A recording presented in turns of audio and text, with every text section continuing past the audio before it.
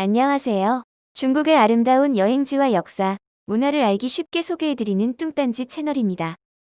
오늘은 세계 4대 고도인 시안에 대해서 알아보겠습니다. 관중평원의 중심에 위치한 시안은 땅이 비옥해서 일찌감치 중국 문명의 발상지가 되었습니다. 기원전 11세기에 서주의 문왕이 도읍을 세운 이래로 중국을 최초로 통일한 진나라, 실크로드를 개척한 한나라, 그리고 중국 문화의 르네상스기를 연 당나라까지 무려 1180년 동안 13개 왕조의 도읍지였습니다. 지금도 시안은 도시 전체가 지하 박물관이라 해도 과언이 아닙니다. 그래서 중국의 3000년 역사를 알고 싶으면 시안으로 가라라는 말도 있습니다. 한나라와 당나라 때 시안은 영원히 평화가 지속되려는 염원을 담아서 장안이라고 불렀습니다. 그 바람대로 실크로드가 황금기를 맞이했던 당나라 때 장안의 인구는 100만 명에 달했습니다. 세계적인 도시로 발돋움한 장안은 이탈리아의 로마, 이집트의 카이로, 그리스의 아테네와 함께 세계 4대 고도로 꼽힙니다. 역사 도시 시안은 타임머신을 타고 시대를 거슬러 여행한다고 상상하면 훨씬 재미있습니다. 먼저 지도를 펼쳐놓고 도시 전체를 가늠합니다. 모든 도로가 바둑판처럼 반듯하게 닦여 있네요. 도심 한복판에 사방을 에워싼 성벽이 가장 눈에 띕니다. 시안은 이 성벽을 기준으로 여행 코스를 짜면 아주 효율적입니다. 성벽 안쪽에 하루, 성벽 바깥에 하루, 그리고 시안 근교에 이틀을 할애하면 당나라, 진나라, 한나라 때의 하이라이트 유적을 볼 수 있습니다. 성벽 안 중심에는 종루가 있습니다. 14세기 명나라 때 처음 세워진 종루는 시안의 새벽을 깨우는 역할을 했습니다.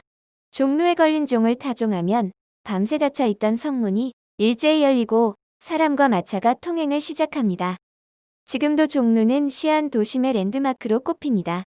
동서남북 주요 도로가 교차하는 곳에 우뚝 솟아 운전자들에게는 나침반 역할을, 여행자들에게는 전망대 역할을 합니다. 종루에 오르면 시안 성벽 안을 360도로 돌아볼 수 있는데 입장료가 부담스러우면 바깥에서 야경을 볼 것을 추천합니다. 종루의 야경은 상당히 운치 있고 무엇보다 사진이 예쁘게 나옵니다. 그리고 세계 각국의 상인과 외교사절이 모여들었던 당나라의 전성기를 느끼기에는 고루 일대가 제격입니다. 고루는 시계가 없던 과거의 밤을 알리는 역할을 했습니다. 고루에 걸린 북을 치면 성문이 일제히 닫혔습니다. 고루 북문 뒤쪽으로 이어진 골목 화주의 샹을 따라 들어가면 대청진사가 나옵니다. 당나라 현종의 허가로 성벽 안에 최초로 지어진 이슬람 사원입니다. 중국의 건축 양식과 이슬람의 건축 양식이 융화되어서 아주 독특합니다.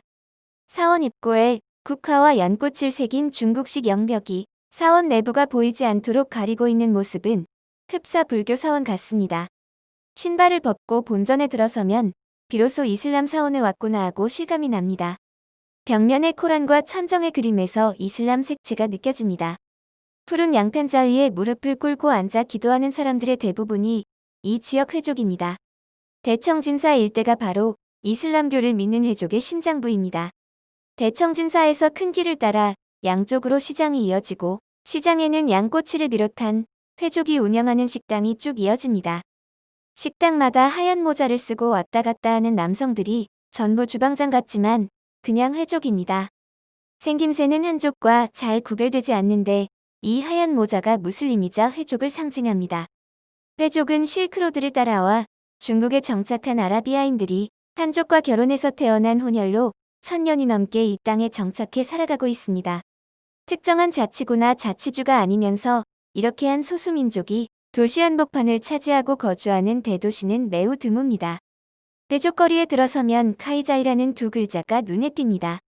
카이자이는 아랍권에서 이드무라바크라고도 하는데 해피홀리데이라는 뜻입니다. 사람들은 이드무라바크라고 인사하며 라마단의 종료를 축하하고 사람들과 함께 음식을 나눠 먹으면서 달콤한 휴일을 즐깁니다. 그래서 라마단 기간이 끝나면 회족 거주지에 붙어있는 카이자이에 빨간 불이 들어옵니다. 이곳에 왔다면 일명 양고기 떡국으로 불리는 양러우 파오모를 맛봐야 합니다. 큰 사발에 빵을 잘게 뜯어서 직원에게 건네주면 주방으로 가져가서 편으로 썬 양고기와 건두부, 목이버섯 등을 넣고 후루룩 끓여서 줍니다. 빵이 국물에 부드럽게 퍼지면 매콤한 양념장을 곁들여 먹습니다. 시안에 사는 회족이 오래전부터 즐겨 먹어온 음식으로 맛도 좋지만 이 한 그릇에 동서양의 문화가 공존했던 실크로드의 영광이 담겨있는 듯해서 추천합니다. 리엇 해가 지기 시작하면 성벽에 올라갑니다.